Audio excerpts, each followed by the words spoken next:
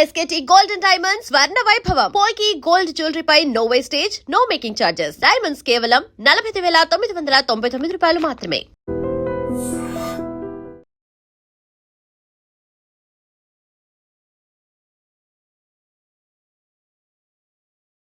తాకట్లో ఉన్న బంగారాన్ని విడిపించి ఆ రోజున మార్కెట్ ధర కట్టి మిగిలిన డబ్బును మీకు అందిస్తుంది కొమ్మూరి గోల్డ్.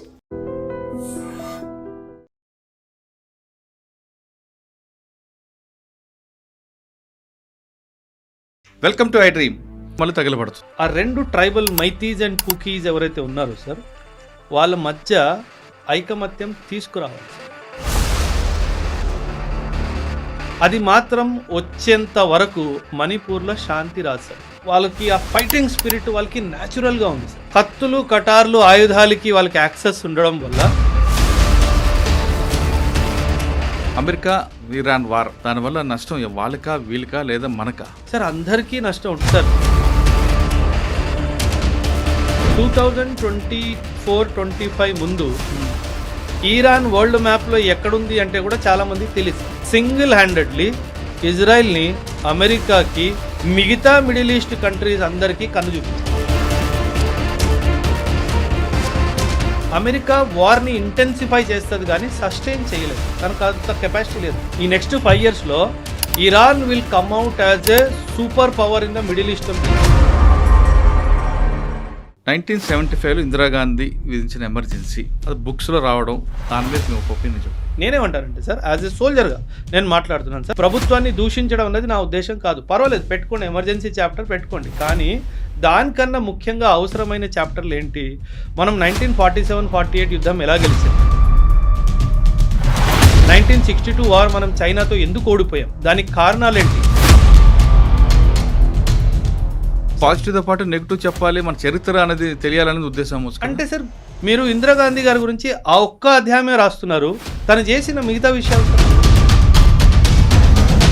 పాకిస్తాన్ని 2 ముక్కలు చేసిన ధైర్యం ఎవరికి ఉంది సార్? ఇందిరాగాంధీకే. వెనిజులాలో ఎక్కడ ఏది జరిగినా we're the first responders sir. ఆ దేశం కూడా రెస్పాండ్ అవ్వదు, మనం వెళ్ళిపోతాం సార్. అంటే రెడీగా ఉంటాం సార్. 2005లో సునామీ వచ్చినప్పుడు శ్రీలంకన్ గవర్నమెంట్ శ్రీలంకలో రెస్పాండ్ అవ్వలేదు, మనం వెళ్ళిపోయాం. జపాన్ గవర్నమెంట్ జపాన్లో కూడా రెస్పాండ్ అవ్వలేదు, అక్కడ కూడా వెళ్ళిపోయాం. So that was our response speed sir. So India ఏమంటుందంటే, ప్రతి దేశంలో ఎప్పుడైనా ఆపద వచ్చినప్పుడు నేను వెళ్తే ఫ్యూచర్లో ఎప్పుడైనా సరే ఆ దేశం నాకు అగెయిన్స్ట్గా ఏమన్నా డిసిషన్ తీసుకున్నప్పుడు. Welcome to I dream. International అఫైర్స్పై ఈరోజు మన guest major SPS Oberoi, Ekam IAS academy director. Oberoi గారు మేజర్లుగా పనిచేస్తున్నప్పుడు జరిగిన సంఘటనలతో పాటు ఐఏఎస్ అకాడమీలో ఆయన చేసుకున్న సబ్జెక్ట్ను, తర్వాత ఆయన రెగ్యులర్గా చేస్తున్న బుక్స్ నాలెడ్జ్లో ఆయన విపరీతమైన ఫాలోయింగ్ ఉంది. ప్రతి విషయాన్ని క్షుణ్ణంగా చెప్పడంలో లేదా దాని రూట్స్లో చెప్పడంలో ఆయనకు ఒక స్పెషల్ ఉంది. అందుకే ఓబ్రాయ్ గారు ఇంటర్వ్యూ అంటే చాలామంది ఇష్టపడుతున్నారు. ఓబ్రాయ్ గారు ఇంటర్వ్యూ కావాలి, అందులో పలానా సబ్జెక్ట్ మీద ఎక్కువ డిస్కస్ చేయనట్టు మీరు అడుగుతున్న ప్రశ్నలకే ఈరోజు ఆయన సార్ని అడుగుతున్నారు. సార్ నమస్తే అండి. నమస్తే సార్. సార్, మీరు ప్రతి ఇంటర్వ్యూలో కొంతమంది కింద కామెంట్స్ చేస్తున్నారు. ఏమని సార్? ఆ కామెంట్స్లో కూడా ఇంటర్నేషనల్ అఫైర్స్లో కొన్ని ఇష్యూస్లో మీ ద్వారా తెలుసుకోవాలని, ముఖ్యంగా చెప్పాలంటే బ్లూ స్టార్ కానీ లేదా పాకిస్తాన్ ఇష్యూలో కానీ, అంటే వేరే వాళ్ళు చెప్పింది కూడా నచ్చుతుంది, కానీ మీరు ఫీల్డ్లో చేసి వచ్చారు కాబట్టి మీకు ఎక్కువ రెప్యుటేషన్, మీ ఇంటిగ్రేటెడ్ మీద ఎక్కువ మంది అడుగుతున్నారు.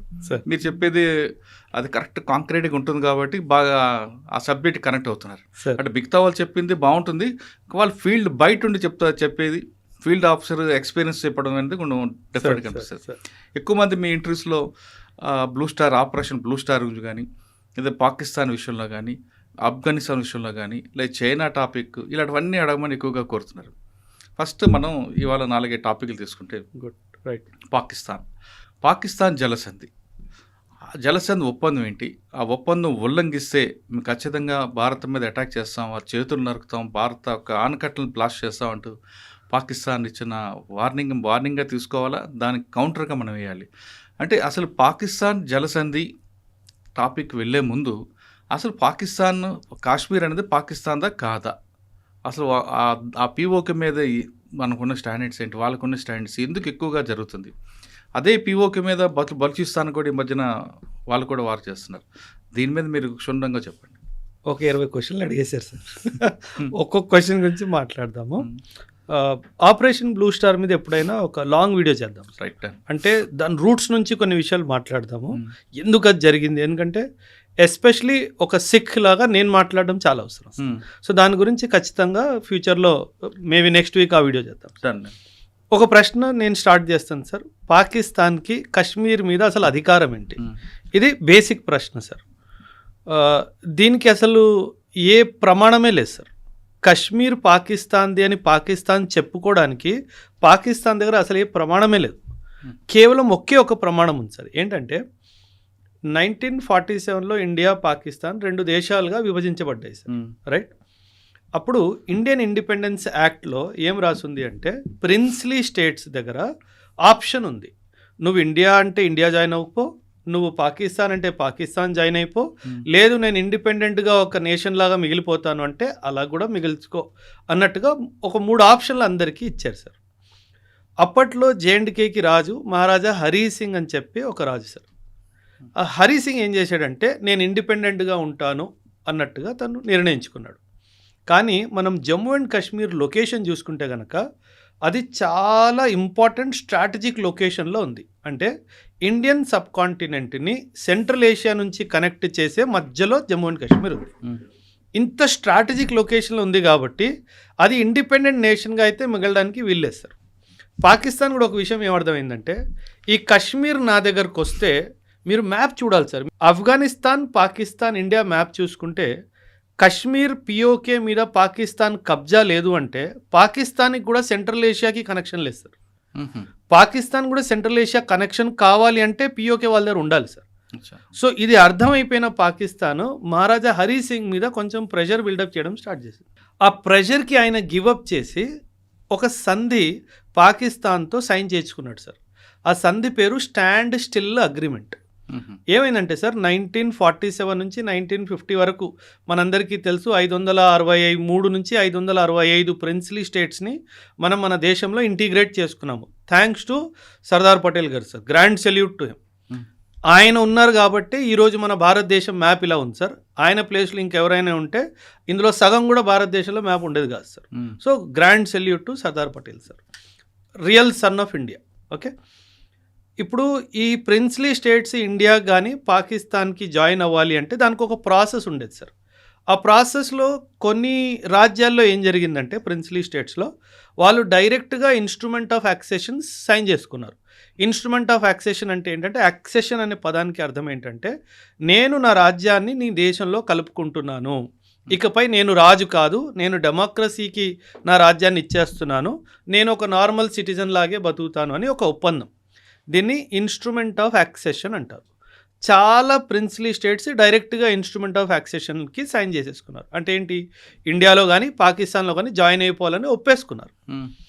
కానీ కొన్ని ప్రిన్స్లీ స్టేట్స్ మాత్రము 2 స్టెప్ ప్రాసెస్ని తీసుకున్నారు సార్. ఈ 2 స్టెప్ ప్రాసెస్ ఏంటంటే మొదటిగా స్టాండ్ స్టిల్ అగ్రిమెంట్ సైన్ చేసుకుందాం. అంటే ఏంటి, స్టేటస్ కో మెయింటెనెన్స్, స్టే అంటాం కదా మనం, కోర్టు నుంచి స్టే తెచ్చుకుంటాం కదా, దాన్ని స్టాండ్ స్టిల్ అగ్రిమెంట్ అంటారు. ఏమని, నువ్వు నా మీద దాడి చేయొద్దు, ఏం చేయొద్దు, నేను ఇంకా ఆలోచిస్తున్నాను నేను ఇద్దరు రావాలా వద్దా అన్న విషయం. ఓకే. ఈ మహారాజా హరి సింగ్ కూడా ఏం చేశాడంటే స్టాండ్ స్టిల్ అగ్రిమెంట్ పాకిస్తాన్తో సైన్ చేసుకున్నాడు. ఇప్పుడు పాకిస్తాన్ వైపు కూడా ఆలోచన చూడండి సార్.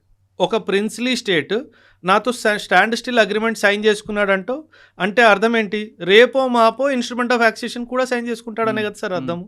సో పాకిస్తాన్కి ఏమనిపించిందంటే మనం స్టాండ్ స్టిల్ అగ్రిమెంట్ సైన్ చేయడంలో గెలిచిపోయాం కాబట్టి ఖచ్చితంగా ఇది మన దగ్గరికే రావాలి అని వాళ్ళకి క్లారిటీ వచ్చేసింది. కానీ వాళ్ళ ఆవేశంతో ఆగలేక ఏం చేశారు, జమ్మూ అండ్ కాశ్మీర్ మీద దాడి చేశారు సార్. ఓకే. సో ఆ దాడి చేసినప్పుడు మహారాజా హరి సింగ్ ఏం చేశాడు, భయపడిపోయాడు. అమ్మో వీడు నా రాజ్యాన్ని ఆక్రమించేటట్టు ఉన్నాడని చెప్పేసి పరిగెట్టుకుంటూ ఇండియా దగ్గరకు వచ్చాడు. అప్పట్లో మనకు తెలుసుంటే మౌంట్ బ్యాటన్ గారు ఉన్నారు, మన ఇండియాలో ఇంకా వెళ్ళిపోలేదు. మౌంట్ బ్యాటన్ గారు ఏమన్నారంటే, నువ్వు స్టాండ్ స్టిల్ అగ్రిమెంట్ పాకిస్తాన్తో సైన్ చేసేసుకున్నావు కదా, నీకు ఎటువంటి సహాయం మేము అందించడానికి వీల్లేదు, ఎందుకంటే అది ఇప్పుడు మేము వస్తే నీ ఇంటర్నల్ అఫైర్స్లో మేము ఇంటర్ఫియర్ అయినట్టు ఉంటుంది. ఒక షరతు ఉంది, నువ్వు ఇన్స్ట్రుమెంట్ ఆఫ్ యాక్సెషన్ మాత్రం ఇండియాతో సైన్ చేసుకున్నావంటే ఖచ్చితంగా అప్పుడు మేము మీకు సహాయానికి వస్తామని చెప్పారు. ఇప్పుడు ఒకవైపు పాకిస్తాన్ దాడి, ఇంకోవైపు మనల్ని ఒప్పుకోవట్లేదు రావడానికి ప్రొటెక్షన్కి. ఆ కండిషన్లో Maharaja Hari Singh signed the instrument of accession with India. Stand still agreement పాకిస్తాన్తో సైన్ చేశాడు, ఇన్స్ట్రుమెంట్ ఆఫ్ యాక్సెషన్ మాత్రం మనతో సైన్ చేశాడు. సో దీనివల్ల ఏం జరిగిందంటే పాకిస్తాన్ ఏమనుకుంది, నాకు మోసం జరిగింది, నాకు రావాల్సిన ఒక రాజ్యము అక్రమంగా ఇండియాకి వెళ్ళిపోయింది, ఎందుకంటే అక్కడ రాజు తప్పుగా ప్రవర్తించాడు అనే ఉద్దేశం. సో ఈ బ్యాక్గ్రౌండ్లో ఈ యొక్క వార్ అన్నది స్టార్ట్ అయిపోయింది సార్. ఆల్రెడీ వాడు వాళ్ళ మీద దాడి చేస్తాడు సార్. ఇప్పుడు ఈరోజు పిఓకే, పాకిస్తాన్ దగ్గర ఉన్న పిఓకే ఈయన ఇన్స్ట్రుమెంట్ ఆఫ్ యాక్సెషన్ సైన్ చేసే ముందు వరకు ఆల్రెడీ వాళ్ళు ఆక్రమించుకున్నది.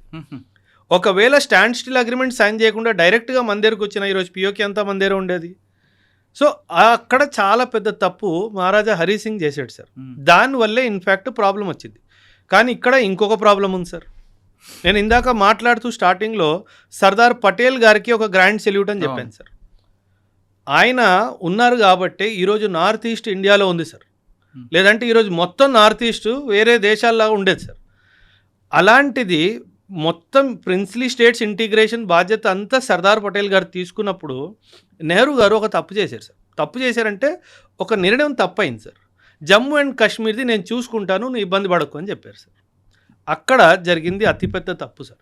ఎందుకంటే అక్కడ చాలా టైం డిలే అయిపోయింది సార్. టైం డిలే అయిపోవడం వల్ల ఇంకా వీళ్ళు ఏం చేయాలో అర్థం కాక పాకిస్తాన్ వాడు దాడి చేయడం జరిగింది. సో ఆ జేఎండ్కే ఇంటిగ్రేషన్ కూడా సర్దార్ పటేల్ గారి మీద వదిలేస్తే అసలు ఈ తలకై నొప్పి ఉండేది కాదు సార్. సో అక్కడ చాలా పెద్ద కీలకమైన నిర్ణయం సార్. ఇప్పుడు మహారాజా హరి సింగ్ కూడా మనసు మీరు అండర్స్టాండ్ చేసుకోవాలి సార్. ఇప్పుడు ఆయన ఒక హిందూ రాజు సార్. హరి సింగ్ పేరు హిందూ కదా సార్. కాకపోతే జేఎండ్కే పాపులేషన్ 1947 వచ్చేసరికి ముస్లిం పాపులేషన్ అయిపోయింది మ్యాక్సిమం, నాట్ కంప్లీట్గా బట్ మెజారిటీ వాళ్ళది. కానీ మనం పాస్ట్లోకి వెళ్ళిపోతే మెజారిటీ వాళ్ళది కాదు, ఆ తర్వాత జరిగింది, క్రమంలో జరిగింది అది ఒక 300-400 years. ఆ తర్వాత ఎప్పుడైనా మాట్లాడదాం ఖచ్చితంగా దాని గురించి కూడా. జేఎండ్కే అసలు ముస్లిం పాపులేషన్ ఎలాగైందో అది కూడా మనం కనుక్కోవాలి సార్. సో మహారాజా హరి సింగ్ ఏమనిపించింది, నేను హిందూ రాజుని కానీ నా పాపులేషన్ మాత్రం ముస్లిము, నేను పాకిస్తాన్కి వెళ్ళాను అనుకోండి ఖచ్చితంగా వీళ్ళు ఒకటైపోతారు, నన్ను పక్కకి జరిపేస్తారు అన్న క్లారిటీ ఉంది. ఇండియాలో వద్దాము అంటే ఇండియా ఏమో డెమోక్రటిక్ కంట్రీ, నేను ఈ కంట్రీలోకి వచ్చేస్తే నా రాజరికం పోతుంది కదా. సో ఆయన కూడా చాలా గేమ్స్ ఆడాడు, దానివల్ల చాలా డిలే అయిపోయింది సార్. ఈ డిలే వల్ల ఇంకా పాకిస్తాన్ అటువైపు రెస్ట్లెస్ ఫీల్ అయిపోయింది. ఇక్కడేమో జవహర్లాల్ నెహ్రూ గారేమో నేను చూసుకుంటానని చెప్పి సర్దార్ పటేల్ గారిని పక్కకు తప్పియడం జరిగింది.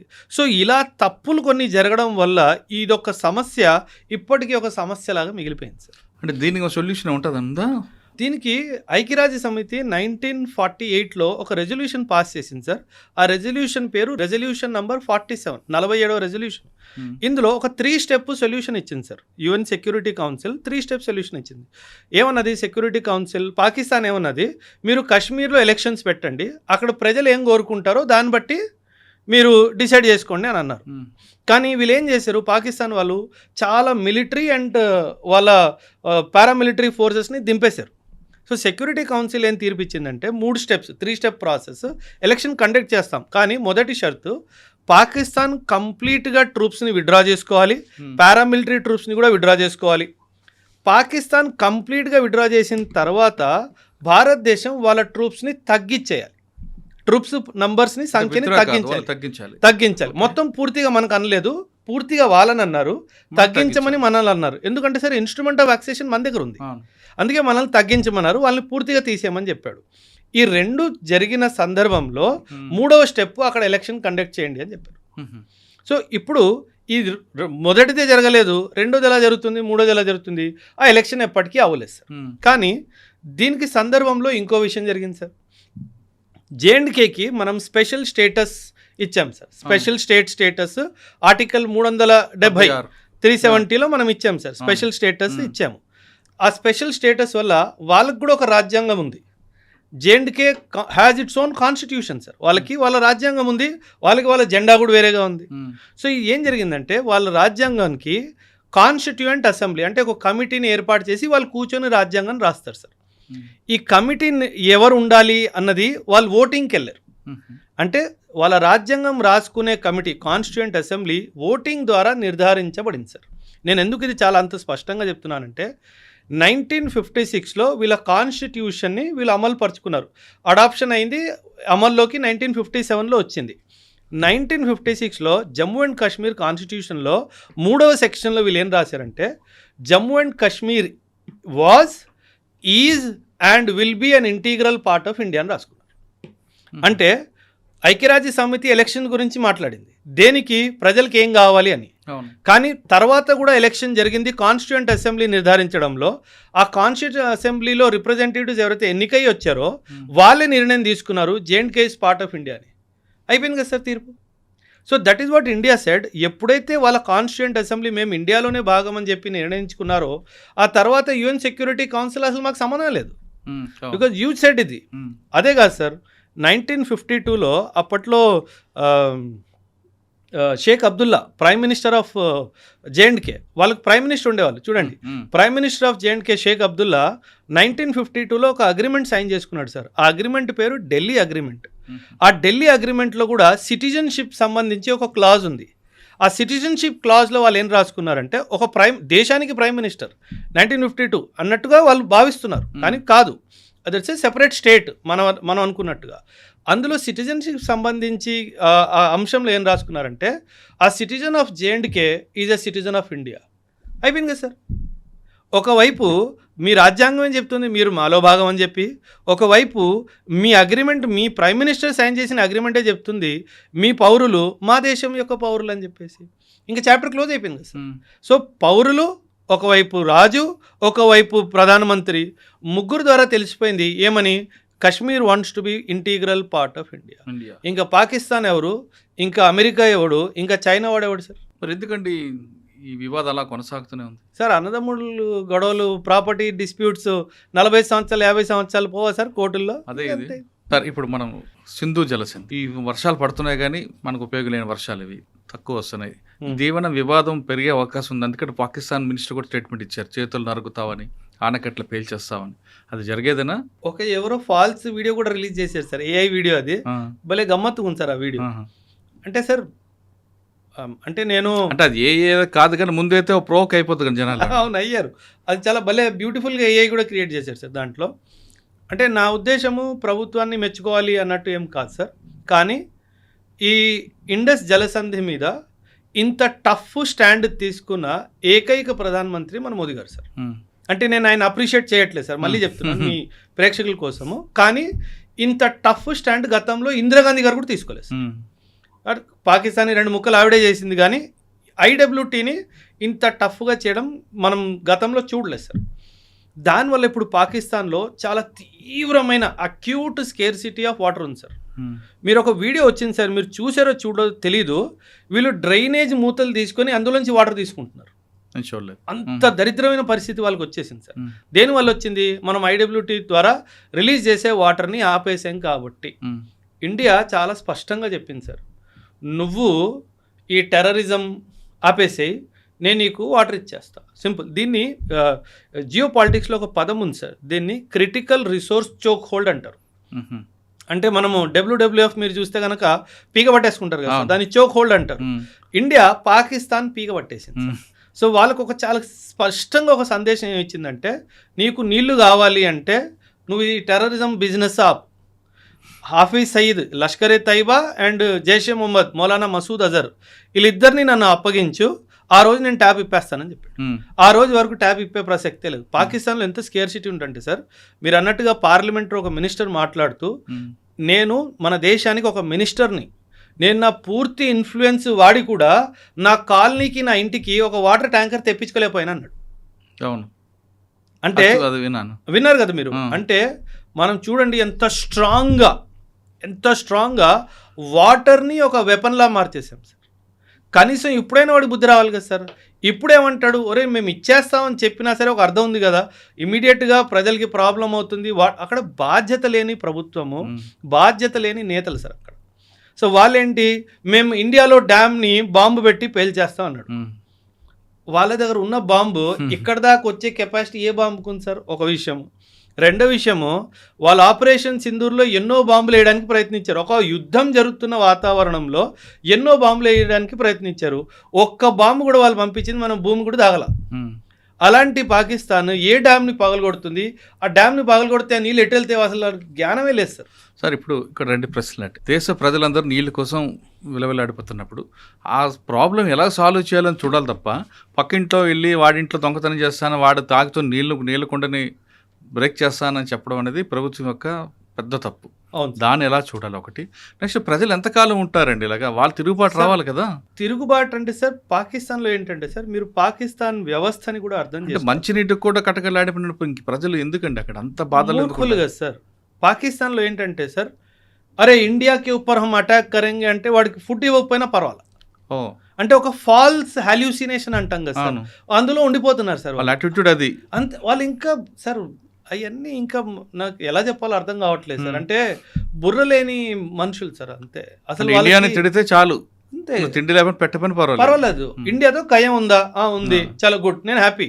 ఫుడ్ లేదు, బెడ్ లేదు, వాటర్ లేదు, గ్యాస్ లేదు, ఎలక్ట్రిసిటీ లేదు, కుకింగ్ ఆయిల్ లేదు, ఏమీ లేదు, ఏం అవసరం పర్వాలా ఇలాగే. అంటే వాళ్ళు మనము వరదలు వచ్చినప్పుడు పులిహోర ప్యాకెట్లు పంచుతాం కదా సార్, ఆ పులిహోర ప్యాకెట్ల వెనకాల పరిగెట్టుకుంటూ వాళ్ళు టైం గడిపేస్తున్నారు సార్.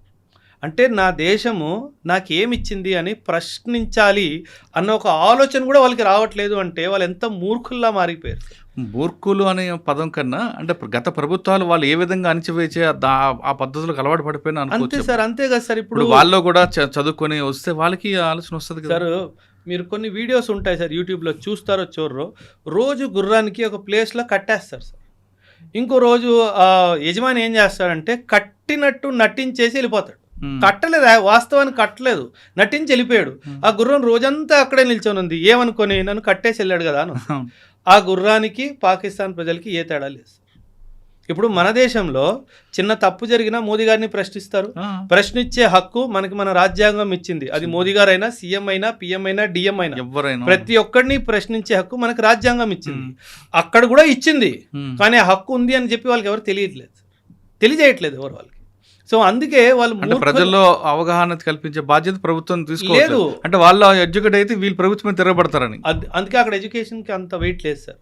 వాళ్ళు ఏంటంటే మూర్ఖుల్లా పుట్టారు సార్. ఒక సింపుల్ స్పిరిచువల్ మాట సార్, ఆ దేశానికి పునాది ఒక అబద్ధం సార్. పునాది అబద్ధం అయినప్పుడు మీకు గ్రోత్ కానీ ఒక పాజిటివ్ థింకింగ్ కానీ ఎలా వచ్చేస్తుంది సార్? ఎందుకంటే పునాది అబద్ధం కాబట్టి వాళ్ళు అలాగే ఉండిపోయారు, మనం ఎక్కడికో వెళ్ళిపోయాం సార్. సో పాకిస్తాన్కి మనకి ఆర్థికంగానో, సామాజికంగానో, పొలిటికల్గానో, రాజరికంగానో అసలు దేంట్లో అసలు కంపారిజనే లేదు సార్. మన భారతదేశ ఆనకట్ల మీద బాంబులు చేయడం అనేది వాళ్ళ మభ్య పెట్టడానికే సార్. దీపావళి వస్తుంది సార్, కొన్ని 2-3 నెలలు పోతే దీపావళి వస్తుందేమో. అందులో ఒక మిర్చి పటాకా అని ఉంటుంది. అవును, 5 రూపాయల ప్యాకెట్ వచ్చేది నేను చిన్నప్పుడు ఉన్నప్పుడు. ఇప్పుడు ఎంతకు వస్తుందో నాకు ఐడియా లేదు. వాళ్ళ దగ్గర మిర్చి పటాకాలు కూడా సరివేనీ లేవు సార్, అన్ని చైనా తుపాస్ పటాకాలు. వాళ్ళు సార్ మీకు గుర్తుందో లేదో ఆపరేషన్ సింధూర్ అప్పుడు వాళ్ళు పంపించిన మిజైల్స్ పేలకుండా వచ్చినట్టు వచ్చి మన దగ్గర పడిపోయాయి. అంటే మనము చైనా ఫోన్ని కూడా నమ్మం సార్, వాడు చైనా బాంబునే నమ్ముతున్నాడు. వాడు ఎంత పెద్ద ఏదో అక్కడే క్లారిటీ వచ్చేసింది కదా సార్. సో వాడు ఏముంది సార్ వాడి దగ్గర. సరే, సింధు జల సంగతి కాస్త పక్కన పెడదాం సార్. ఆఫ్ఘనిస్తాన్కి మన మెడికల్ కిట్లో డ్రోన్లు పంపిస్తున్నాం ఒక ఎలిగేషన్ సార్. నేను ఒక మాట చెప్తున్నా సార్, పాకిస్తాన్ వాళ్ళు ఎలా అంటే సార్, వాళ్ళ లీడర్షిప్ ఎలాగైపోయిందంటే ఈ రోజు రాత్రి పడుకున్నాము తాగేసి కళ్ళు ఏమొచ్చింది అది వాగేయాలి రేపు పొద్దున్న లేచి. అంటే ఒక సైంటిఫిక్ అనాలిసిస్ లేదు, ఒక ఆబ్జెక్టివ్ అనాలిసిస్ లేదు, ఒక లాజికల్ రీజనింగ్ లేదు, ఏమీ లేదు సార్. ఇండియా ఆఫ్ఘనిస్తాన్కి ఈ రోజు కాదు సార్, 2001 నుంచి మెడికల్ ఎయిడ్ మనం ఆఫ్ఘనిస్తాన్కి అందిస్తున్నాం సార్. ఆఫ్ఘనిస్తాన్లో ఎన్నో గొప్ప పనులు మనం చేసాము. వాళ్ళ పార్లమెంట్ బిల్డింగ్ కానీ, వాళ్ళ డ్యామ్లు కానీ, వాళ్ళ బ్రిడ్జ్లు కానీ, వాళ్ళ రోడ్లు కానీ, వాళ్ళకి అంబులెన్సెస్ కానీ, నర్సింగ్ సపోర్ట్ కానీ, మెడికల్ కిట్ సపోర్ట్ కానీ ఎన్నో మనం ఆఫ్ఘనిస్తాన్కి అందిస్తున్నాం సార్.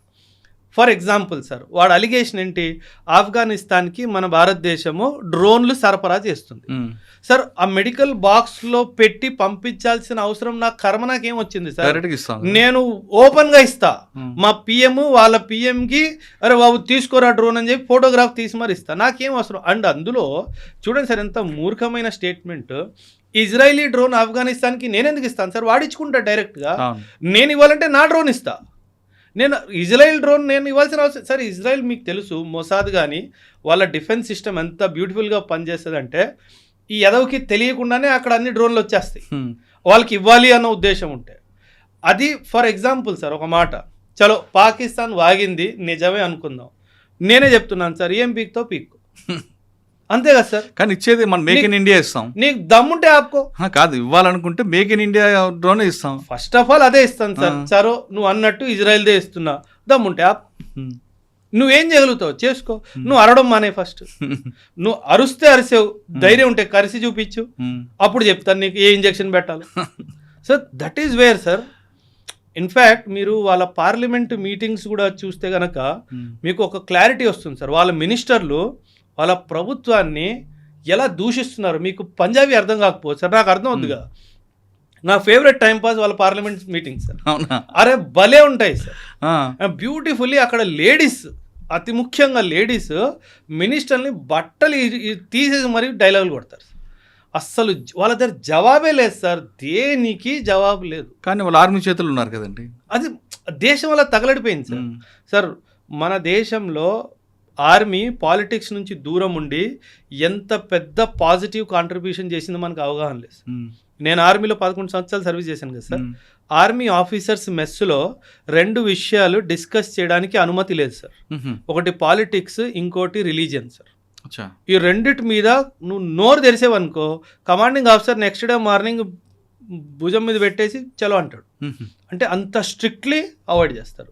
అది వాళ్ళు అక్కడ చెయ్యలేకపోయారు సార్. దానివల్లే వచ్చిన తలకాయ నొప్పి ఇదంతా సార్, ఇంకేం కాదు. ఒక స్టేట్మెంట్ సార్, ఇండియా ఆఫ్ఘనిస్తాన్కి డ్రోన్స్ ఇస్తుంది అన్నారు. ఒరే మూర్ఖుడా, Afghanistan was your friendly country, పాకిస్తాన్కి ఫ్రెండ్లీ కంట్రీ కదా. ఒరే అదే నీకు ఎనిమీ అయిపోయింది, అది నువ్వు గుర్తించి ఫస్ట్. ఎవరు డ్రోన్లు ఇస్తున్నాడు కాదు, నా స్నేహితుడికి డ్రోన్లు నా శత్రువు ఎందుకు ఇస్తున్నాడు అది ఆలోచించి ఫస్ట్. నువ్వు ఇప్పుడు ఒక టైం వస్తుంది సార్, నాకు అజిత్ దోవల్ గారి మీద ఎంత నమ్మకం ఉంది అంటే, ఒక టైం వస్తుంది ఇరానే పాకిస్తాన్ మీద దాడి చేస్తుంది సార్. నేను ఉంటానో ఉన్న ఈ భూమి మీద నాకు తెలియదు సార్. ఒక రోజు వస్తుంది టర్కీయే పాకిస్తాన్ మీద అటాక్ చేస్తుంది సార్. ఒక రోజు వస్తుంది సౌదీ అరేబియాయే పాకిస్తాన్ మీద అటాక్ చేస్తుంది. ఇది జరిగి తీరుతుంది sir. It's only matter of time. జరగాలని కోరుకుందామండి. కానీ అజిత్ దోవల్ గారికి మాట్లాడారు. అవును సార్. మన దగ్గరకు వచ్చేసరికి గతంలో మణిపూర్ టాపిక్ తీసుకుందాం. అవును సార్. దోవల్ గారు ఉన్నారు కాబట్టి అది ఇంటర్నల్గా జరుగుతుంది అని అన్నాం, మనం మాట్లాడారు మీరే. కానీ మళ్ళీ మణిపూర్ మళ్ళీ తగలబడుతుంది సార్. మణిపూర్లో సార్ అక్కడ ఒక కరెక్షన్ జరగాలి సార్. ఆ 2 ట్రైబల్ మైతీస్ అండ్ కుకీస్ ఎవరైతే ఉన్నారో సార్, వాళ్ళ మధ్య ఐకమత్యం తీసుకురావాలి సార్. అది మనం ఇన్స్టిట్యూషనల్ మెకానిజం ఎలా చేస్తామో నాకు తెలియదు సార్, బట్ అది మాత్రం వచ్చేంత వరకు మణిపూర్లో శాంతి రాదు సార్. నేను మారాంలో ఉన్నాను సార్, మణిపూర్లో ఒక ప్రాంతము మారాం అని చెప్పేసి. మణిపూర్ ఎలా అంటే సార్, ట్రైబల్ కల్ట్స్, వీళ్ళు కుకీస్, నాగాస్, వీళ్ళందరూ ఏంటంటే సార్, వీళ్ళు వాళ్ళకి ఆ ఫైటింగ్ స్పిరిట్ వాళ్ళకి న్యాచురల్గా ఉంది సార్. ఆ ఫైటింగ్ స్పిరిట్ న్యాచురల్గా ఉండడం వల్ల, కత్తులు కటార్లు ఆయుధాలకి వాళ్ళకి యాక్సెస్ ఉండడం వల్ల ఈ గొడవలు అప్పుడు జరుగుతూనే ఉంటాయి సార్. ఈ గొడవలు ఎప్పుడు అవుతాయి అంటే, ఫస్ట్ వాళ్ళని ఆ కత్తులు కటార్ నుంచి బయటికి తీసుకొచ్చి మెయిన్ స్ట్రీమ్ సొసైటీలో తీసుకురావాలి. వాళ్ళిద్దరిని కూర్చోబెట్టి మాట్లాడే ఒక మనిషి రావాలి. అండ్ ఇది పై నుంచి కింద దాకా ప్రతి ఒక్కడికి ఆ మెసేజ్ పోవాలి సార్. అప్పటిదాకా మణిపూర్లో శాంతి రాదు సార్. సో ఆ మణిపూర్లో శాంతి రావాలంటే చాలా కష్టం. అండ్ వాళ్ళు చాలా హెడ్ స్ట్రాంగ్ ఉంటారు సార్. ట్రైబల్ పాపులేషన్ ఎలా ఉంటుందంటే, వన్స్ దే డిసైడ్ వాళ్ళు ఎవరికి వినరు సార్. అదేవిధంగా ఒకసారి నమ్మితే వాళ్ళని దూరంగా చేయలేము సార్. అది ఆ ఫ్లాష్ పాయింట్లోకి వెళ్ళిపోయింది సార్. ఆ ఫ్లాష్ పాయింట్ నుంచి బయటకు వచ్చి వాళ్ళు శత్రువుల నుంచి మిత్రుల్లో ఒకసారి అవ్వడం మనం సాధిస్తే కనుక మళ్ళీ ఏమంటారు, ఫ్యూచర్లో మణిపూర్లో ఒక్క తుపాకీ కూడా పేలదు సార్. కానీ అది బ్రేక్ అయ్యి అది రావాలి సార్. అప్పటి వరకు మనం ఏం చేయాలి. సరే, మనం ఇంటర్నేషనల్ వెళ్దామండి ఒకసారి. అమెరికా ట్రంప్ ఇరాన్ వార్ మీరే అన్నారు గతంలో. అవును, ఇది కేవలం 1 వీక్ అని. అది ఫీజ్ ఫైర్ ఇప్పుడు మళ్ళీ రిపీట్ అవుతుంది. దానివల్ల నష్టం వాళ్ళకా వీళ్ళకా లేదా మనకా? సార్ అందరికీ నష్టం ఉంటుంది సార్. అమెరికాకి నష్టం ఉంది సార్, ఇరాన్కి నష్టం ఉంది. కానీ ఒక్క విషయం సార్ నేను ఇక్కడ చెప్పాలనుకుంటున్నాను, నేను ఇరాన్ని సపోర్ట్ చేయట్లేదు సార్. వ్యక్తిగతంగా నేను ఇరాన్ని సపోర్ట్ చెయ్యను. కానీ ఒక మిలిటరీ స్ట్రాటజిస్ట్ లాగా మాట్లాడడానికి ప్రయత్నిస్తున్నాను సార్. 2024-25 ముందు ఈరాన్ వరల్డ్ మ్యాప్లో ఎక్కడుంది అంటే కూడా చాలామందికి తెలియదు సార్. నమ్ముతారు కదా, అంటే మిడిల్ ఈస్ట్లో ఎక్కడో ఉంటుంది, అంతేగాని ఆ స్ట్రైట్ ఆఫ్ హోర్ముజ్ కానీ ఈ ఇరాన్ కానీ కువైత్ బహ్రెయిన్ కానీ ఎవరికి తెలియదు సార్ ఎక్కడ ఉంటుందో. కానీ ఒక దేశము అమెరికా శాంక్షన్స్లో గత 3 దశాబ్దాలుగా ఉంది సార్. ఆ దేశం అమెరికన్ శాంక్షన్స్లో ఉంది. అంటే ఏంటి, ఓపెన్గా వీళ్ళు వరల్డ్లో ట్రేడ్ చేయలేరు. వాళ్ళతో ట్రేడ్ చేసేది దేశాలు కొన్నే, మనము రష్యా కానీ చైనా కానీ ఇతర దేశాలు మిడిల్ ఈస్ట్ కంట్రీస్ మాత్రమే. అలాంటి దేశము 30 సంవత్సరాలుగా శాంక్షన్స్లో ఉంటున్న దేశము సింగిల్ హ్యాండెడ్లీ ఇజ్రాయెల్ని అమెరికాకి మిగతా మిడిల్ ఈస్ట్ కంట్రీస్ అందరికీ కన్ను చూపించింది సార్. వీళ్ళందరూ కలిసి ఒక్కసారైనా వాడిని అరే బాబు నిన్ను ఓడిచ్చేసాము అని చెప్పి ఆ స్టేజ్ దాకా తీసుకెళ్లారా? లేదు. లీడర్షిప్ని ఎలిమినేట్ చేశారు. టాప్ లీడర్షిప్ని ఆయతుల్లా ఖొమైనీని ఫస్ట్ డే February 28 రోజు ఎప్పుడో దాడి జరిగింది, ఆ రోజు లేపేశారు. ఓకే, బాగానే ఉంది. ఆ తర్వాత ఏంటి? Nothing happened. ఎందుకంటే అమెరికా సార్, అమెరికా వార్ని ఇంటెన్సిఫై చేస్తుంది కానీ సస్టైన్ చేయలేదు. తనకు అంత కెపాసిటీ లేదు, సస్టైనెన్స్ కెపాసిటీ లేదు. మనము డీఎస్కలేట్ చేస్తూ సస్టైన్ చేయడానికి ప్రయత్నిస్తాం. అది మన war strategy sir. America war డాక్ట్రిన్లోనే చాలా పెద్ద తప్పు ఉంది సార్. సో ఆ తప్పు ఉన్నంత వరకు దేశంలో ఇలా డిస్టర్బెన్స్ కంటిన్యూగానే ఉంటుంది. ఇరాన్ సార్ ఇప్పుడు మీరు ఇప్పుడు చూస్తున్నారు సార్, నేను నెక్స్ట్ 5 years చూస్తున్నాను. ఈ నెక్స్ట్ 5 yearsలో Iran will come out as a super power in the middle eastern region. ఇప్పుడు మీరు చూస్తున్న దాడులు చాలా జీరో.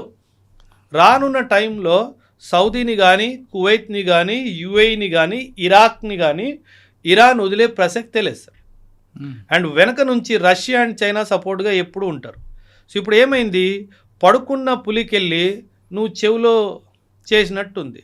ఇప్పుడు పులి లేచింది, ఇంక దానికి పోరాడాలి అనిపించే ఏమంటారు దాన్ని వేటకెళ్ళాలి అని అనిపిస్తుంది, దాన్ని ఆపడానికి వీల్లేదు.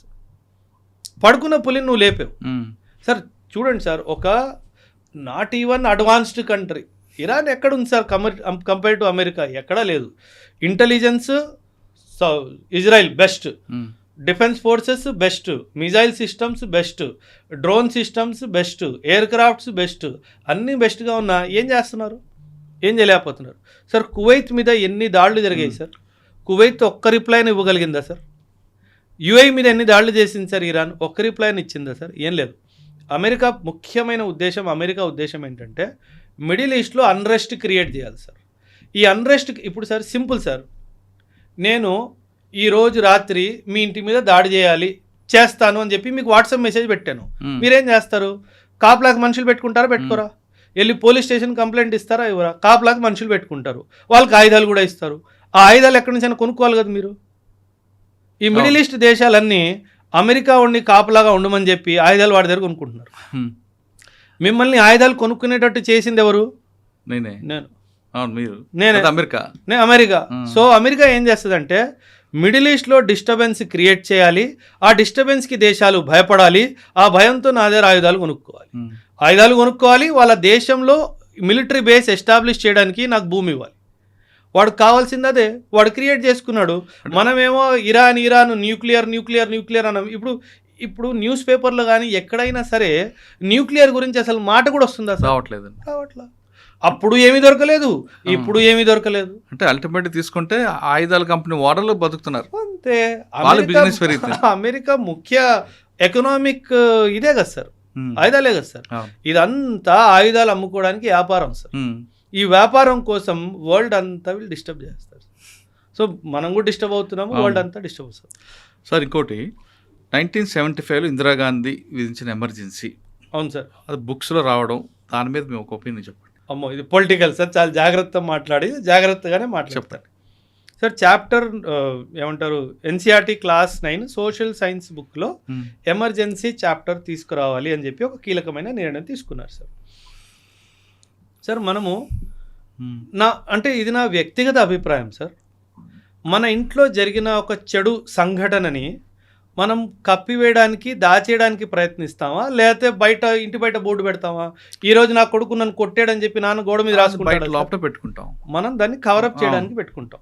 నేనేమంటానంటే ఎమర్జెన్సీ గురించి మన పిల్లలకి, రానున్న జనరేషన్కి చెప్పాలి, తప్పేం లేదు, చెప్పాలి, ఖచ్చితంగా చెప్పాలి. ఎందుకంటే అది మన లోకతాంత్రికంలో లోకతంత్రంలో ఒక చీకటి అధ్యాయం సార్, కాదనట్లేదు. 75 to 77 అదొక చీకటి అధ్యాయం.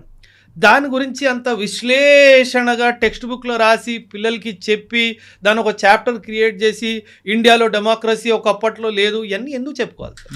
అంటే ఇది ఒక పొలిటికల్ అజెండాలా కనిపిస్తుంది. నేనేమంటానంటే సార్, యాజ్ ఎ సోల్జర్గా నేను మాట్లాడుతున్నాను సార్. అగైన్ మళ్ళీ చెప్తున్నాను, ప్రభుత్వాన్ని దూషించడం అనేది నా ఉద్దేశం కాదు. పర్వాలేదు, పెట్టుకోండి, ఎమర్జెన్సీ చాప్టర్ పెట్టుకోండి. కానీ దానికన్నా ముఖ్యంగా అవసరమైన చాప్టర్లు ఏంటి? మనం 1947-48 యుద్ధం ఎలా గెలిచాము, సైనికులు ఎలా పోరాడారు, పాకిస్తాన్ ఏం చేసింది, 1962 వార్ మనం చైనాతో ఎందుకు ఓడిపోయాం, దానికి కారణాలేంటి, దానికి ఎవరు కారకులు, ఇది 1971లో ఎలా ఇందిరాగాంధీ గారు పాకిస్తాన్ని 2 ముక్కలు చేశారు, 1968లో ఐబీ నుంచి రాని తను ఎలా స్థాపించింది, ఎన్ని గొప్ప కార్యాలు, ఎన్ని గొప్ప ఆపరేషన్స్కి మన విజయాలు చెప్పమంటారు. పాజిటివ్గా చెప్పండి సార్. పిల్లలకి నెగటివ్ ఎందుకు చెప్పాలి అంటాను నేను. పిల్లలకి పాజిటివ్తో పాటు నెగిటివ్ చెప్పాలి, మన చరిత్ర అనేది తెలియాలనేది ఉద్దేశం. అంటే సార్ మరీ అంత విడమర్చి సార్. ఇప్పుడు 25th జూన్ 1975 ఈ ఎమర్జెన్సీ డిక్లేర్ చేయడం జరిగింది సార్. 25th జూన్, నాకు డేట్ సరిగ్గా గుర్తుంటే కనుక. ప్రతి సంవత్సరం ఆ రోజు దీని గురించి మాట్లాడతారు కదా సార్. మన పుస్తకాల్లో మరి రాసుకోవాల్సిన అవసరం ఏమొచ్చింది? ఇప్పుడు పొలిటికల్ ఉందంటారా? కనిపిస్తుంది కదా సార్. ఇప్పుడు మీరు ఇందిరాగాంధీ గారి గురించి ఆ ఒక్క అధ్యాయమే రాస్తున్నారు, తను చేసిన మిగతా విషయాలు సార్.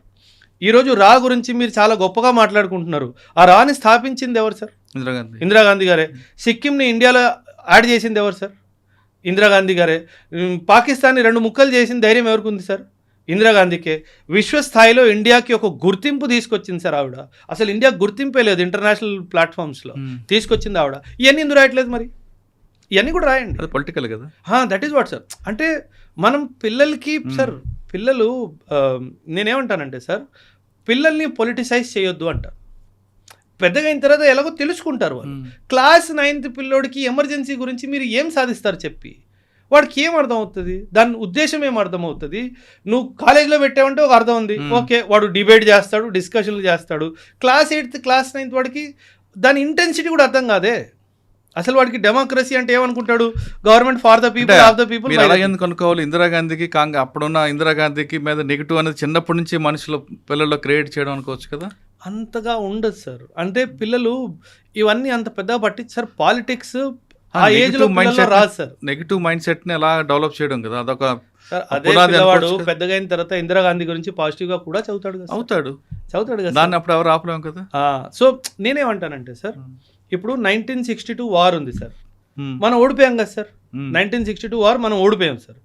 మన దురదృష్టం ఏంటంటే ఎక్కడైతే మనం ఓడిపోయామో దాని గురించి ఎక్కువ మాట్లాడతాం, ఎక్కడైతే గెలిచామో దాని గురించి ఎవడు మాట్లాడు. 1962 వార్ సార్, చైనా హిస్టరీ బుక్స్లో ఒకే ఒక line, we had some differences that led to a conflict with India, అయిపోయింది. మన ఇండియాలో దాదాపు 100 పైగా బుక్కులు రాశారు 1962 వారు. మనం ఎందుకు ఓడిపోయాం, ఎలా ఓడిపోయాం అంటే మనకు ఒక అలవాటు అయిపోయింది. ఏంటంటే ఏమంటారు కదా, మన కంపుని మనం తీసుకొచ్చి పైకి తీసుకొని వచ్చి లోకాన్ని చూపించుకోవాల్సిన మనకు అది అలవాటు అయిపోయింది. కల్చరల్లీ ఇది పోవాలి సార్. ఎమర్జెన్సీలో ఇలా జరిగింది, ఫ్యూచర్లో ఇలా జరగకుండా మనం చూసుకోవాలి. అలా కూడా మాట్లాడవచ్చు. అంటే ఎమర్జెన్సీ నేర్పిన పాఠం ఇది అని కూడా చెప్పుకోవచ్చు. అందులో ఆ ఫ్యాక్టర్ ఉండాలి కదా సార్. అప్పుడు ఉందో లేదో తెలియదు ఇంకా, ఎందుకంటే అది ఇంకా నేను అనుకోవడం ఇంకా బయటికి రాలేదు. అది వస్తే చూడాలి. అందులో ఇది పాఠము, ఇది గుణపాఠము, ఇది ఫ్యూచర్ లో ఉండాలి. ఎందుకంటే 40 ఒక యుద్ధంలో వచ్చే ప్లస్ మైనస్ మనం తీసుకుంటాం కదా సమీక్ష జరిపిన తర్వాత, అది అందరూ అనుకోవచ్చు కదా. ఇది మరి అలా ఉందో లేదో తెలియదు కదా, చాప్టర్ వచ్చాక తెలియాలి. అది బయటికి వస్తేనే కదా మనకి తెలిసేది ఏం రాశారు సార్. ఇండియన్ పాస్పోర్ట్ అది ప్రామాణికమా? దాన్ని మనం ఏ విధంగా చూడాలంటారు? అంటే డిబేట్ ఏంటంటే సార్, అది సిటిజన్షిప్ అంటే లేదండి, కాదు. Indian passport is not a proof of citizenship sir. ఒకటి మీరు గుర్తించాలి. ఎందుకంటే ఇది ఇప్పట్లో కాదు సార్. పాస్పోర్ట్ యాక్ట్ 1967 అనుకుంటాను సార్. 1967 పాస్పోర్ట్ యాక్ట్ చాలా స్పష్టంగా ఏం చెప్తుందంటే, passport is not a proof of citizenship, చాలా స్పష్టంగా చెప్తారు. ఎందుకంటే కొన్ని సందర్భాల్లో పాస్పోర్ట్ నాన్ సిటిజన్స్ కి కూడా ఇస్తారు సార్. కొన్ని సందర్భాల్లో డిప్లొమాట్స్ గా పంపించినప్పుడు, అట్లా ఎవరైనా వచ్చినప్పుడు ఇండియన్ పాస్పోర్ట్స్ ఇవ్వడం అవన్నీ కూడా జరుగుతాయి. సో ఆ డైమెన్షన్ లో కొన్ని వర్గాలకి నాన్ సిటిజన్స్ కి కూడా పాస్పోర్ట్స్ ఇవ్వడం జరుగుతుంది. సో అందుకే passport is not a proof of citizenship. In fact మీరు షాక్ అవుతారు, your voter ID card is also not a proof of citizenship. అవునా? కాదు. Your voter ID card is not a proof of citizenship. Aadhaar card ఒకటేనా? Aadhaar card కూడా కాదు proof of citizenship. మరి ఎలా? కాదు, ఏది కాదు. ప్రూఫ్ ఆఫ్ సిటిజన్షిప్ ఒకటే sir, NRC, national register of citizens 1951. ఒక్కసారి దాన్ని అప్డేట్ చేశారు 51 సెన్సస్ తర్వాత. ఆ తర్వాత అది అప్డేట్ అవ్వలేదు. మీ ఆధార్ కార్డు మీ ప్రూఫ్ ఆఫ్ సిటిజన్షిప్ కాదు, మీ ఓటర్ ఐడి కార్డు కూడా మీ ప్రూఫ్ ఆఫ్ సిటిజన్షిప్ హోల్లీ కాదు. సుప్రీంకోర్టు ఎన్నో కేసెస్లో దీని గురించి కూడా మాట్లాడింది. అండ్ అదేవిధంగా passport is also not a proof of సిటిజన్షిప్. ఓటర్ కార్డు, ఆధార్ కార్డు మీద ప్రూఫ్స్ చాలా ఉంటాయి కదండి.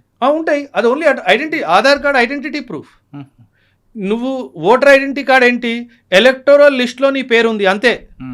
ఇప్పుడు ఎందుకు అది ఫుల్లీ సిటిజన్షిప్ సర్టిఫికేట్ కాదంటున్నానంటే, నువ్వు అక్రమంగా కూడా నీ పేరు రాయించుకున్నావేమో. అలాంటప్పుడు అది రేపు తేలిపోతే నీకు సిటిజన్షిప్ ఉండదు కదా. మరి సిటిజన్షిప్ ఏంటి? ఇది చాలా మంచి ప్రశ్న sir. Who is a citizen? మనం రాజ్యాంగం చూసుకుంటే part 2 of the constitution article 5 to article 11 వరకు తన సిటిజన్షిప్ గురించి మాట్లాడుతుంది. సిటిజన్షిప్ అంటే ఏంటి? మన దేశంలో 1950లో మనం రాజ్యాంగాన్ని అడాప్ట్ చేసుకున్నాం, 26 జనవరి 1950. ఆ డేట్ నుంచి 1987 వరకు మీ పేరెంట్స్ ఎక్కడ జన్మించారో వాళ్ళు సిటిజన్స్ కాకపోయినా నువ్వు భారతదేశంలో పుడితే కనుక నువ్వు సిటిజన్. 1987లో 1987 నుంచి 2004 వరకు పేరెంట్స్ ఇద్దరిలో ఎవరో ఒకరు ఇండియన్ సిటిజన్స్ అయి ఉండాలి. దేనికి? నీకు సిటిజన్షిప్ బై బర్త్ రావాలి అంటే. అండ్ 2004 తర్వాత ఇద్దరు పేరెంట్స్ సిటిజన్స్ అయి ఉండాలి. లేదా ఇద్దరు పేరెంట్స్ సిటిజన్షిప్ కాని సమక్షంలో ఒక పేరెంట్ సిటిజన్ అయ్యి రెండో పేరెంట్ ఇల్లీగల్ మైగ్రెంట్ అవ్వకూడదు. ఆ కండిషన్లో నువ్వు by birth after 2004 Indian citizenship నీకు వస్తుంది. అంటే ఇండియన్ సిటిజన్షిప్ బేసికలీ బర్త్ మీద, ముఖ్యంగా బర్త్ మీద, కానీ వేరే డైమెన్షన్స్ కూడా ఉన్నాయి. సిటిజన్షిప్ బై అక్విజిషన్ అవన్నీ ఉంటాయి, న్యాచురలైజేషన్, రిజిస్ట్రేషన్ ప్రాసెస్ అవన్నీ కూడా ఉన్నాయి. కానీ అతి ముఖ్యంగా బై బర్తే సిటిజన్షిప్ లభిస్తుంది. నువ్వు సిటిజన్షిప్ కాదా అవునా అన్నది కేవలం ఒకే ఒక డాక్యుమెంట్ ద్వారా నిర్ధారించబడుతుంది. అది NRC, national register of citizens. అది 1951 తర్వాత మన దేశంలో దాన్ని అప్డేట్ చేయలేదు. అది అత్యవసరమైన ఎక్సర్సైజ్, అది చెయ్యాలి. ఇప్పటి వరకు కేవలం ఒకే ఒక రాష్ట్రం అస్సాంలో ఎన్ఆర్సీని అప్డేట్ చేయడం జరిగింది. ఆ తర్వాత ఎన్ఆర్సీ ఎక్కడ అప్డేట్ చేయలేదు సార్. కానీ చెయ్యాలి సార్. అంటే సార్ 150 కోట్లు మనం సార్ ఒక దాంట్లో నంబర్ 1 చేస్తున్నా కదా సార్ అని, ఆ ప్రోగ్రామ్స్ అన్ని టేకప్ చేస్తుంది కదా గవర్నమెంట్. చెయ్యాలి సార్. అంటే ఎన్ఆర్సీ చేస్తేనే ఇల్లీగల్గా అక్రమంగా ఇండియాలో ఎంతమంది ఉంటున్నారో తెలుస్తుంది సార్. అది చెయ్యాలి. కాకపోతే జనాభా చాలా సార్, 150 కోట్ల జనాభా సార్. సో ఇంతమందికి చెయ్యాలి అంటే అదొక పెద్ద ఎక్సర్సైజ్ సార్. సో దానివల్లనే ప్రాబబ్లీ ప్రభుత్వం దాన్ని చేయాలి అన్న ఉద్దేశం. ఎందుకంటే ఎలాగో ఆధార్ కార్డుతో పని నడిచిపోతుంది, పాస్పోర్ట్తో పని నడిచిపోతుంది అన్న ఉద్దేశంతో బహుశా సైలెంట్గా ఉన్నారేమో. కానీ చేయాల్సిందే సార్. ఎంత జనాభా ఉన్నా చేస్తేనే దేశానికి మంచిది సార్. ఇక మనం ఫ్రెష్ దీంట్లోకి వెళ్దామండి. వెనిజులాలో ఎర్త్క్వేక్. అవును సార్. దాని మీద పాపం ఇన్ఫ్యాక్ట్ ఈరోజు కూడా హెడ్లైన్స్ 188 మంది చనిపోయారు సార్ ఆ ఎర్త్క్వేక్లో. సార్ 188 ఏంటండి, అసలు వేలకు వేలు ఉన్నారు కదా. ఉన్నారు అంటే కన్ఫర్మ్డ్ డెత్స్ 188 కన్ఫర్మ్ డెత్స్ అయ్యాయి సార్. మన ప్రభుత్వం వాళ్ళకి డిజాస్టర్ రిలీఫ్ మెటీరియల్ పంపించింది సార్. సార్ ఒక్క విషయంలో నా దేశానికి నేను గ్రాండ్ సెల్యూట్ సార్. ఎక్కడ ఏది జరిగినా we're the first responders sir. ఆ దేశం కూడా రెస్పాండ్ అవుతూ మనం వెళ్ళిపోతాం సార్. అంటే రెడీగా ఉంటాం సార్. ఎక్కడ ఏం ఆపద వస్తుందో మన వాళ్ళు అక్కడికి వెళ్ళిపోతారు సార్. మీరు ఏమంటారు, షాక్ అవుతారు సార్. 2005లో సునామీ వచ్చినప్పుడు, ఆ 2005లో సునామీ వచ్చినప్పుడు శ్రీలంకన్ గవర్నమెంట్ శ్రీలంకలో రెస్పాండ్ అవ్వలేదు, మనం వెళ్ళిపోయాం అక్కడ. జపాన్ గవర్నమెంట్ జపాన్లో కూడా రెస్పాండ్ అవ్వలేదు, అక్కడ కూడా వెళ్ళిపోయాం. So that was our response speed sir. 2005 ఏమంటారు, మనం ఏదైతే ఏమంటారు సునామీలో రెస్పాన్స్ ఇచ్చామో సార్, అవన్నీ పక్కన పెట్టండి సార్. వెనిజులా మనకి 14,000 కిలోమీటర్ల దూరం ఉంది సార్, పక్కన లేదు. 14,000 కిలోమీటర్స్ దూరంలో ఉంది సార్. అక్కడ కూడా వెళ్ళిపోయాం సార్. దీన్ని కూడా చాలామంది క్రిటిసైజ్ చేశారు, మనకేం అవసరమో అనేసి. సార్ మనము ఒక culturally rich country sir. And మన ఇండియన్ ఫారిన్ పాలసీలో డిజాస్టర్ రెస్పాన్స్ అనేది ఒక కీలకమైన పిల్లర్ సార్. దాన్ని సాఫ్ట్ పవర్ టూల్ అంటారు సార్. అంటే మనము సార్ ఎప్పుడైనా సరే మీరు ఆపదలో ఉన్నారు సార్, నేను వచ్చి మిమ్మల్ని ఆదుకున్నాను సార్, నా ప్రతి మీ భావన ఎలా ఉంటుంది సార్ ఫ్యూచర్లో? అరే టైంకి వచ్చినప్పుడు నన్ను ఓబ్రాయ్ ఆదుకున్నాడు, నాకు మీరు తిరిగి ఏం చేయకపోయినా నా ప్రతి మీకు ఒక పాజిటివ్ ఫీలింగే కదా ఉంటుంది. సరే. సో ఇండియా ఏమంటుందంటే ప్రతి దేశంలో ఎప్పుడైనా ఆపద వచ్చినప్పుడు నేను వెళ్తే ఫ్యూచర్లో ఎప్పుడైనా సరే ఆ దేశం నాకు అగెయిన్స్ట్గా ఏమన్నా డిసిషన్ తీసుకున్నప్పుడు మనస్సాక్షికైనా ఒక్కసారి వాడు గుర్తొస్తుంది, అరే అవసరం ఉన్నప్పుడు ఈడే కదా మనతో నిల్చున్నాడు. ఆ డైమెన్షన్లో దాన్ని మనం ఒక సాఫ్ట్ పవర్ టూల్ లాగా మన దేశం కోసం వాడతాం సార్. దాన్ని కూడా మన వాళ్ళు క్రిటిసైజ్ చేసేస్తారు. నీకేం అవసరము, నువ్వు అక్కడ నుంచి ఇప్పుడు నీకు ఆయిల్ కావాలా అందుకేనా నువ్వు అక్కడికి వెళ్ళావు. సార్ వెనిజువెలాలో ఆయిల్ కంట్రోల్ చేసేది అమెరికా సార్. ఆ నికోలస్ మదూరో గారిని లేపుకెళ్ళిపోయారు కదా సార్. అప్పటి నుంచి ఆ వెనిజువెలా ఆయిల్ కంట్రోల్ చేసేది ఎవరు సార్? అమెరికాని కంట్రోల్ చేసేది ట్రంప్.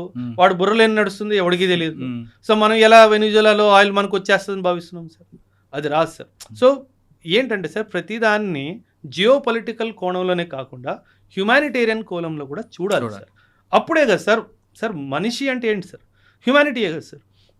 ఇక్కడ కూడా పాలిటిక్స్ చేస్తే మరి దరిద్రంగా ఉండదు సార్. భూకంపాలు కానీ ఇటువంటి ప్రమాదాలు వచ్చినప్పుడు అది మానవతా హృదయంతో చేస్తాం తప్ప దీన్ని కూడా పొలిటికల్ చేయదంటున్నారు ఓపరాయ్ గారు. ఆయన చెప్తుంది అంటే ఈ రోజు కాదు రేపైనా మనకేమైనా కష్టం వస్తే ఆ దేశాల్లో మనకు ఆదుకోపోయినా మన గురించి ఆలోచిస్తారు కాబట్టి ఆ కోణంలో మనం చూడాలంటూ వెనిజులా భూకంపం మీద మన సహాయం గురించి ఓబరాయ్ గారు చెప్తున్నారు. మీరందరూ కోరుకున్నట్లుగా బ్లూ స్టార్ మీద ఓబరాయ్ గారితో నెక్స్ట్ వీక్ ఉంటుంది. అంతవరకు సెలవు. Thank you sir. Thank you very much. I dreams, this police diaries is something very, very valuable towards that. I must really appreciate Murali, your insights. I dreams founder and CEO చిన్న వాసుదేవ్ రెడ్డి గారితో Muralidhar crime stories చాలా famous అయిపోయినాయి. Gautam Savan garu and Satyanas. Well done. I congratulate him for doing so well, and I congratulate him his boss also. So well.